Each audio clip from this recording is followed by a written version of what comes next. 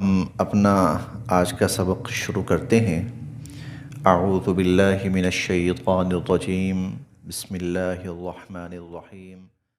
افلا، پس کیوں نہیں، افلا پس کیوں نہیں، یتدبرون یہ لوگ سوچتے اور غور و فکر کرتے القرآن قرآن کریم میں۔ افلا یتدبرون القرآن یہ لوگ قرآن کریم میں غور و فکر کیوں نہیں کرتے۔ ولو اور اگر کانا ہوتا یہ من سے عندی طرف غیر اللہ ولو کان من عند غیر اللہ اگر یہ اللہ کے غیر کی طرف سے ہوتا، غیر اللہ کی طرف سے ہوتا، لوجدوا تو ضرور یہ لوگ پاتے، فیہ اس میں، ضرور یہ لوگ پاتے اس میں، اختلافاً کثیرا بہت زیادہ اختلاف۔ اگر یہ اللہ کے سوا کسی اور کی طرف سے ہوتا تو یہ لوگ اس میں بہت زیادہ اختلاف پاتے کہ کہیں کوئی بات کہی جا رہی ہے اور کہیں کوئی بات کہی جا رہی ہے، جبکہ قرآن کریم ہر قسم کے اختلاف سے پاک ہے، محفوظ ہے۔ تو افلا یتدبرون القرآن کہ یہ لوگ قرآن میں غور و فکر کیوں نہیں کرتے۔ ولو کان من عند غیر اللہ اگر یہ اللہ کے غیر کی طرف سے ہوتا، لوجدوا فیہ اختلافا کثیرا تو یہ اس میں بہت زیادہ اختلاف پاتے۔ وَإِذَا اور جب جاءہم آتا ہے ان کے پاس، وَإِذَا جاءہم اور جب پہنچتا ہے آتا ہے ان کے پاس، امرن کوئی معاملہ، من الامن امن سے متعلق، او الخوف یا خوف سے متعلق، اور جب ان کے پاس امن سے متعلق یا خوف سے متعلق کوئی بات پہنچتی ہے، اذاعوا یہ پھیلا دیتے ہیں بھی اسے، اذاعوا بھی تو یہ اس کو پھیلا دیتے ہیں۔ ولو اور اگر ردوہ یہ اس بات کو پہنچا دیتے، الی الرسول رسول صلی اللہ علیہ وسلم کی طرف، ولو ردوہ الی الرسول اور اگر یہ اس کو پہنچا دیتے رسول صلی اللہ علیہ وسلم کی طرف، اور الی طرف، اولی الامر جو صاحب اختیار ہیں، منہم ان میں سے، صاحب اختیار بھی کہہ سکتے ہیں، ذمہ دار بھی کہہ سکتے ہیں، وَإِلَىٰ أُولِي الْأَمْرِ مِنْهُمْ ان میں سے جو ذمہ دار ہے، اگر یہ اس تک اس بات کو پہنچا دیتے، لَعَلِمَهُ تو ضرور حقیقت معلوم کر لیتے، الَّذِينَ وہ لوگ، يَسْتَنبِطُونَهُ مِنْهُمْ جو ان میں سے کھوج لگانے والے تھے۔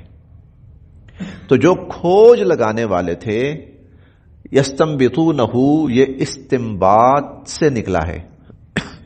استنباط کہتے ہیں کہ بہت ساری چیزوں میں سے نتیجہ اور خلاصہ نکالنا، اصل چیز نکالنا، استنباط کرنا۔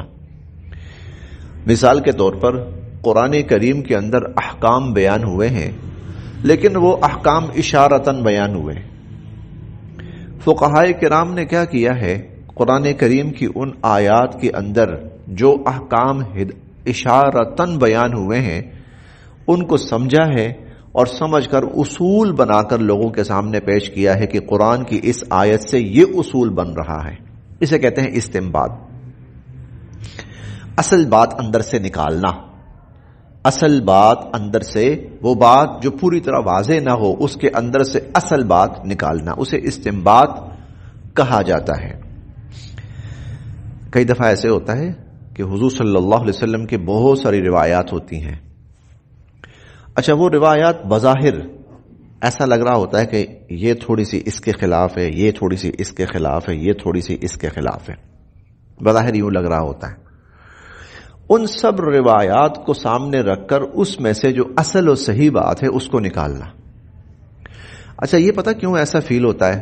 یہاں پر کچھ فرمایا، یہاں پر کچھ فرمایا، یہاں پر کچھ فرمایا، یہ کیوں بسا اوقات فیل ہوتا ہے؟ یہ بات لوگ جو احادیث کا مطالعہ کرتے ہیں نا، ان کو تھوڑی سی وہ تھوڑا سا شبہ سا ہوتا ہے ان کو، یہ کیا بات ہے؟ اس کی وجہ یہ ہے کہ ایک بات وہ تھی جو حضور صلی اللہ علیہ وسلم نے 10 سال پہلے فرمائی تھی، اور دوسری بات وہ تھی جو حضور صلی اللہ علیہ وسلم نے 10 سال بعد ارشاد فرمائی تھی. زمین و آسمان کا فرق آ چکا تھا حالات میں، ماحول میں، اللہ کی طرف سے جو اترنے والے احکامات ہیں. لیکن جنہوں نے جمع کی انہوں نے کیا کیا؟ ایک چیپٹر بنایا اور اس سے متعلقہ جتنی باتیں تھیں وہاں اکٹھی کر دی کہ بھائی اس سے متعلق ہمیں حضور علیہ الصلوۃ والسلام کی یہ باتیں ملی ہیں. اب آگے یہ بات حضور نے کب فرمائی تھی اور یہ بات حضور نے کب فرمائی تھی، ٹھیک ہے، اور ان دونوں باتوں کو سامنے رکھ کر اصل بات کیا نکلتی ہے، اسے کہتے ہیں استنباط. اسی لیے ہم جو کہتے ہیں نا کہ فقہائے کرام نے اس سے یہ بات نکالی ہے، وہ کیوں؟ اس کی وجہ یہ ہے کہ فقہا وہ لوگ ہوتے ہیں جو دونوں باتوں کی پوری بیک گراؤنڈ میں جاتے ہیں. یہ بات کب تھی، ماحول کیا تھا، کہا کس کو ہے، کس بنیاد پہ کہا ہے، یہ بات کب کہی ہے، ماحول کیا ہے، کس بات کس بنیاد پر کہا ہے، کیوں کہا ہے. پھر وہ ساری کھوج نکال کے وہ جو نتیجہ نکلتا ہے نا، اسے کہتے ہیں فقہ، اسے کہتے ہیں فقہ. اب میں احادیث پڑھنا شروع کروں نا، 2 منٹ میں میرا دماغ گھوم جائے گا، یہ کیا، ادھر کچھ ہے، ادھر کچھ ہے، ادھر کچھ ہے، ادھر کچھ ہے. کیوں؟ باتیں ساری ٹھیک ہیں اپنی جگہ پر، باتیں ساری ٹھیک ہیں اپنی جگہ پر. دیکھیں، ایک آدمی، میں منسٹر کی بات کر رہا ہوں، پرائم منسٹر، وہ ایک بات کرتا ہے کسی مسجد میں جا کر لوگوں کے سامنے، اور ایک بات کرتا ہے OIC کے اجلاس میں بیٹھ کر، اور ایک بات کرتا ہے اقوام متحدہ کے اجلاس میں. زمین و آسمان کا فرق نظر آئے گا آپ کو. مطلب وہ مخلص ہے بندہ ٹھیک ہے، بالکل بندہ یہ نہیں کہ ادھر پلٹی کھائی ادھر نہیں، بندہ ٹھیک. اس کے باوجود وہ جو یہاں بات کرے گا وہ اور ہوگی، وہ جو OIC کے اجلاس میں بات کرے گا وہ اور ہوگی، اور جو وہ اس کے اقوام متحدہ کے اجلاس میں کرے گا وہ اور ہوگی، اور وہ جو پارلیمنٹ میں کرے گا وہ آپ کو تھوڑی مختلف نظر آئے گی. اب آدمی کہہ سکتا ہے بھائی یہاں پر یہ بات چل رہی تھی، اس سینیریو میں یہ بات کی گئی ہے، اور یہاں پر یہ بات چل رہی تھی، اس سینیریو میں یہ بات کی گئی ہے، اور یہاں پر یہ بات چل رہی تھی، اس سینیریو میں یہ بات کی گئی ہے. ٹھیک، اب یہ جو فقہائے کرام ہوتے ہیں نا، یہ لگاتے ہیں کھوج، یہ کھوج لگاتے ہیں کہ بھئی یہ کیا بات تھی، یہ کیا بات تھی، یہ کیا بات تھی، یہ کیا بات تھی، یہ کیا بات تھی. اچھا، ان سب باتوں میں اصل بات کیا ہے جو امت کے لیے قابل عمل ہے، جس پر امت نے عمل کرنا ہے؟ یہ پھر فقہائے کرام کھوج لگا کر، پھر یہ بھی کہ یہ بات کس کے لیے ہے اور یہ بات کس کے لیے. میں پہلے بھی کہہ چکا ہوں، قرآن کریم کی ہر آیت اور حضور علیہ الصلوۃ والسلام کے ہر فرمان ہر بندے نے عمل نہیں کرنا.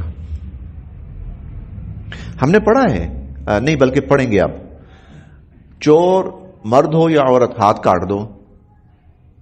میرے سامنے چوری ہوئی ہے، میں نہیں ہاتھ کاٹ سکتا، میں ہاتھ نہیں کاٹ سکتا. یہ نہیں کہ ٹوکا اٹھا کے ہاتھ کاٹ دوں اس کا، میں ہاتھ نہیں کاٹ سکتا. میں یہ کروں گا، متعلقہ ادارے سے کہوں گا کہ یہ عمل میں نے ہوتا ہوا دیکھا ہے، لیں جی یہ بندہ ہے پکڑے.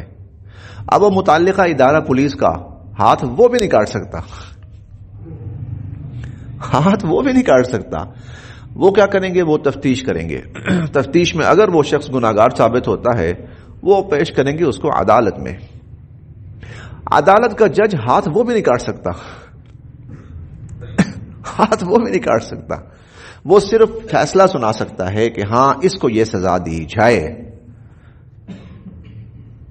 میں صرف اگر واقعتاً ہاتھ کاٹنے کی سزا ہو بھی نا، اندازہ لگائیے، پولیس بھی اس شخص کا ہاتھ نہیں کاٹ سکتی، جج بھی اس شخص کا ہاتھ نہیں کاٹ سکتا. اسی لیے اب یہ حکم کس کے لیے ہے، یہ حکم کس کے لیے، یہ حکم کس کے لیے، یہ حکم کس کے لیے ہے، اس سب کے اپنے اپنے دائرہ کار ہیں. فقہاء کرام کیا کرتے ہیں؟ اس لیے اللہ فرماتے ہیں کہ جب کوئی بات ہو نا، جو متعلقہ لوگ ہیں ان تک پہنچاؤ. ہمارے ہاں پچھلے کچھ عرصے میں کچھ تھوڑا سا نا غیر ضروری جذباتی پن بھی دیکھنے میں آیا ہے. بہت سے معاملات میں غیر ضروری جذباتی پن بھی دیکھنے میں آیا ہے. آپ کو یاد ہوگا سیالکوٹ کے اندر دو نوجوانوں کو عوام نے پکڑ کے، جی ڈاکو ہیں، اور تاروں کے ساتھ، کھمبوں کے ساتھ لٹکا دیا، مار دیا ان کو. بعد میں پتا چلا کہ وہ بے قصور تھے. اگر وہ چور بھی تھے، ڈاکو بھی تھے، اصولی طریقہ کیا تھا؟ پولیس کو اطلاع کی جائے، پولیس آئے یا پکڑ کے پولیس کے حوالے کر دیں، پولیس تفتیش کرے، اور اس کے بعد تفتیش کرنے کے بعد ان کو عدالت میں پیش کرے، اور عدالت اس کے بعد پھر جو فیصلہ سنائے، اور اس کے بعد ان کو جیل میں رکھنا ہے یا ان کے لیے کوئی اور سزا یا چھوڑنا، جو بھی. ہر شخص، ہر آیت ہر شخص کے لیے نہیں ہے. ہر آیت ہر شخص کے لیے، ہر حکم ہر شخص کے لیے نہیں ہے. تو اسی لیے ہم فقہاء کرام کی جو تحقیق ہوتی ہے نا، جو نچوڑ نکالا ہوتا ہے، ہم اس کو پھر آگے تسلیم کرتے ہیں کہ بھئی انہوں نے پورا خلاصہ اور نچوڑ نکال کر ہمیں بتایا بھئی اصل بات اس میں یہ ہے. وَإِذَا جَاءَهُمْ أَمْرٌ مِّنَ الْأَمْنِ، جب ان لوگوں کے پاس امن سے متعلق کوئی خبر آتی ہے، اب الخوف یا خوف سے متعلق کوئی خبر آتی ہے، أَذَاعُوا بِهِ، اس کو پھیلا دیتے ہیں. بہت محتاط رہنے کی ضرورت ہے، ہمیں بہت محتاط رہنے کی ضرورت ہے. ابھی پیچھے وہ ایک سیالکوٹ کے اندر، غالباً سیالکوٹ میں ہوا، وہ جو مینیجر تھا، جی ہاں سری لنکا والا، جی وہ شخص فرض کیا وہ غلط تھا، واقعتاً قصوروار تھا، پکڑو بھائی اس کو، پولیس کے حوالے کرو، اس کو ثبوت پیش کرو. اگر پولیس غلطی کرتی ہے تو ہمیں ضرورت اس چیز کی ہے کہ نظام کو ٹھیک کریں، نظام کی اصلاح ہو، نظام کی اصلاح ہو، ضرورت اس چیز کی ہے. یہ جو طرز عمل ہے یہ بہت سے نقصانات کا باعث بنتا ہے. اس میں اصل شخص بچ جاتا ہے اور بے قصور شخص اکثر مارا جاتا ہے. اس لیے دیکھیں قصوروار سارے بیٹھے ہوئے ہیں، بڑے سکون سے بیٹھے ہوئے ہیں، انہیں کوئی ہاتھ نہیں لگا سکتا، مارے جا رہے ہیں بے قصور.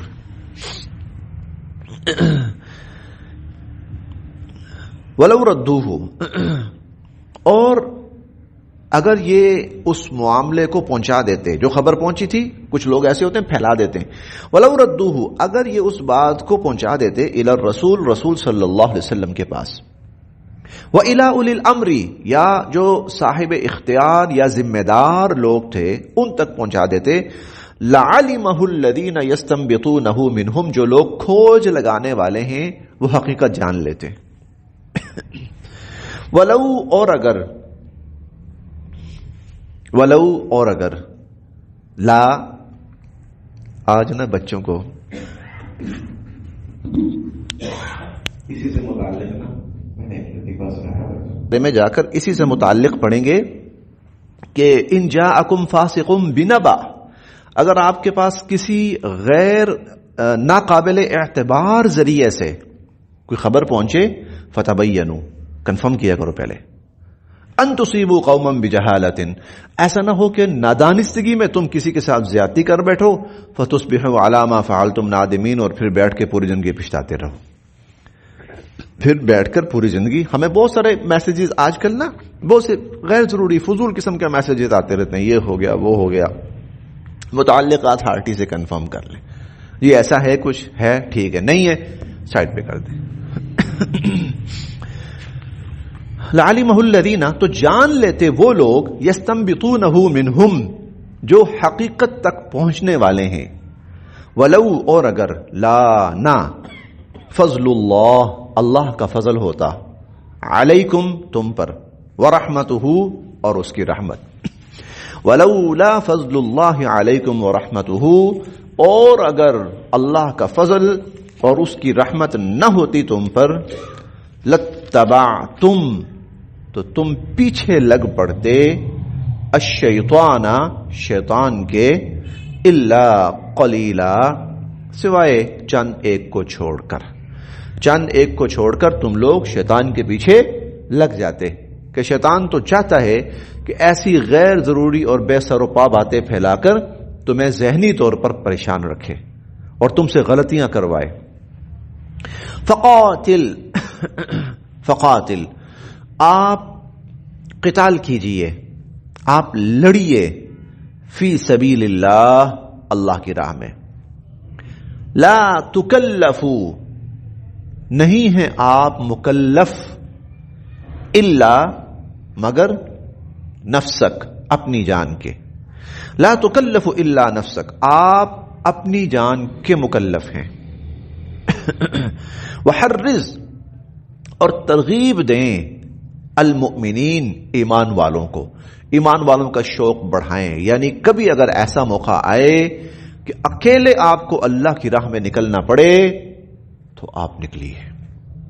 اگر کوئی آپ کے ساتھ نہ بھی ہو آپ چاہیے. یہ بات حضرت ابوبکر صدیق رضی اللہ عنہ نے پھر فرمائی تھی. جب آپ نے لشکر روانہ کرنے کا ارادہ فرمایا تو صحابہ کرام کچھ متذبذب تھے کہ ابھی لشکر نہ بھیجے جائیں تو زیادہ بہتر ہے, ہم مدینہ کے اندر رہیں, مدینہ کو بچائیں, مدینہ کا دفاع کریں. انہوں نے فرمایا تھا کہ اگر مجھے اکیلا نکلنا پڑا تو میں اکیلا نکلوں گا, بے شک کوئی بھی نہ ہو میرے ساتھ, مجھے اکیلا نکلنا پڑے میں نکلوں گا. فقاتل فی سبیل اللہ آپ اللہ کی راہ میں قتال کیجئے. لا تکلف الا نفسک آپ اپنی جان کے مکلف ہیں. وحرض المؤمنین ایمان والوں کو ترغیب دیتے رہیں, شوق دلاتے رہیں. عسى یقیناً اللہ ان یکف روک دیں گے بأسا لڑائی الذین کفروا کافروں کی, یقیناً اللہ کافروں کی لڑائی روک دیں گے. واللہ اور اللہ تعالی اشد بہت سخت ہیں بأسن لڑائی میں. بأس لڑائی کو کہتے ہیں, اللہ لڑائی میں بہت سخت ہیں. مراد اس سے کہ لڑائی کے وقت میں مسلمانوں کی مدد کرنا. اللہ مسلمانوں کی لڑائی میں بہت مدد کرنے والے ہیں. واشد اور بہت سخت ہیں تنکیلا بدلہ لینے میں, اور کفار سے بدلہ لینے میں اللہ بہت سخت ہیں.